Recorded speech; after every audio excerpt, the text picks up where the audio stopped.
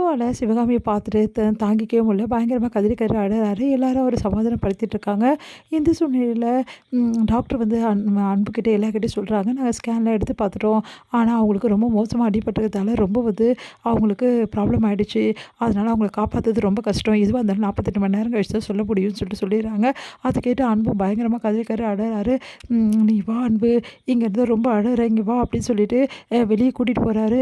"நீ வா வா வா அண்ணா" அப்படின்னு சொல்லிட்டு வெளிய கூட்டிட்டு போறாரு அவர் தம்பி. அடுத்து வந்து, ஐயோ! இந்த விஷயத்த அண்ணிக்கிட்ட சொல்லணுமேன்னு சொல்லிட்டு, நீ இப்படியே அழுதுட்டு இருக்காத, இங்கேயே உட்காருண்ணே" அப்படின்னு சொல்லிட்டு ஃபோன் பண்றாரு. "அண்ணி இந்த மாரி ஆக்சிடென்ட் ஆயிடுச்சு பெரியம்மாக்கு" அப்படின்னோனே அதிர்ச்சி அடைகிறாங்க. "நீ என்ன சொல்ற கார்த்திக்?" அப்படின்னோனே, "ஆமா இந்த மாரி தான் ஆக்சிடென்ட் ஆச்சு" அப்படின்னு பயங்கரமா அழறாங்க. "அண்ணி உடனே ஹாஸ்பிட்டலுக்கு வந்துருங்க அண்ணி" அப்படின்னோனே, "சரி" அப்படின்னு சொல்றாங்க.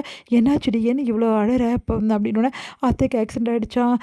கரெக்ட்டா நான் வர அந்த டைம் தான் ஆக்சிடென்ட் ஆயிருக்கு." "என்னடி சொல்ற? எனக்கு காலையிலேயே மனசு சரியில்லடி. சிவகாமிக்கு என்னடி ஆச்சு?"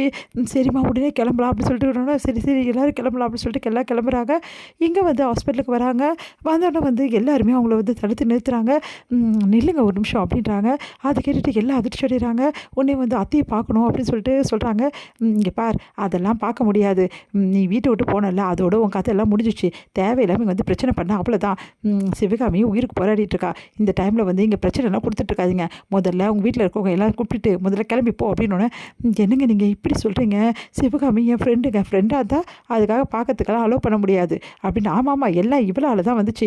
இவளுக்கு வந்து ஏதோ வந்து வேண்டிக்கிறேன், இது பண்ணிக்கிறேன்னு சொல்லிட்டு தான் அம்மா போய் இந்த நிலமையில இருக்குது.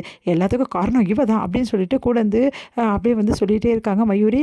அதெல்லாம் கேட்டுட்டு வந்து, "என்னம்மா நீ இப்படிலாம் பேசுகிற?" அப்படின்னு. "அப்படி தாங்க பேசுவேன். முதல்ல இங்கேருந்து கிளம்புங்க. அதை வீட்டை விட்டு போயிட்டல, அப்படியே போயிட வேண்டியது. எதுக்காக இங்கே வர?" அப்படி சொல்லிட்டு திட்டுறாங்க. அதை கேட்டுட்டு கண்மணி வந்து, "உங்ககிட்ட யார்கிட்டயே பேசுறதுக்கு நான் தயாராக இல்லை. ஏன் அத்தையை நான் பார்க்கறதுக்கு யாரோட பர்மிஷனும் எனக்கு தேவை கிடையாது. அத்தையம்மே அத்தை, அதான் வேணாம் அன்புன்னு சொல்லிட்டு போயிட்டல, அப்புறம் என்ன அத்தை வீடு கிடக்குது" அப்படின்றாங்க மயூரி. "இங்கே பாருங்கள், தேவையில்லாமல் பேசுறீங்க, அப்புறம் அவ்வளோதான். ஓ அந்தளவு ஆயிடுச்சா உனக்கு?" அப்படின்னா. "மயூரி சும்மா இருக்க மாட்டியா நீ?" அப்படின்னு சொல்லிட்டு அவங்க வீட்டுக்காரர் திட்டுறாரு. அடுத்து வந்து கண்மணி வந்து, "இங்கே பாருங்கள் பாட்டி, நான் வந்து என் அத்தையை பார்க்க தான் செய்வேன். யார் தடுத்தாலும் அதெல்லாம் நிற்க மாட்டேன்" அப்படின்றாங்க. "இங்கே பார், அதெல்லாம் பார்க்க முடியாது. இங்கேருந்து முதல்ல கிளம்பு" அப்படின்றாரு ராஜசேகர். உடனே வந்து எல்லாரும் தடுத்துட்டு, "போகிறீங்களா இப்போ இல்லையா?" அப்படின்னோடனே, "நீ வா கண்மணி, வீணான பிரச்சனை வேணாம். சிவகாமி நல்லாயிடுவா. அந்த சாமிக்கிட்ட நம்ம வேண்டிக்கலாம், சரியாயிடும். தேவையில்லாமல் இவங்ககிட்ட எதுக்கு? அதுக்காக அத்தையை பார்க்காம எப்படிம்மா போக முடியும்?" அப்படின்னோடனே, "சொன்னா கேளு சிவகாமி வந்துருவா. அவளுக்கு எதுவுமே ஆகாது. நீ கவலைப்படாத. நான் சொல்கிறத கேளு. வா போகலாம் கண்மணி" அப்படின்னு சொல்லிட்டு கையை பிடிச்சி இழுக்கிறாங்க. கண்மணி வந்து, "அது வந்துமா" அப்படின்னோடனே கரெக்டாக அன்பு வந்து கண்மணியை பார்த்துடுறாரு. "கண்மணி" அப்படி சொல்லிட்டு ஓடி வராரு.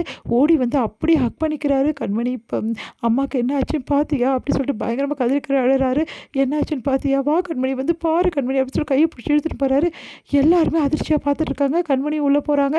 இது எல்லாத்தையும் பார்க்குறது தாங்கிக்கவே முடியல.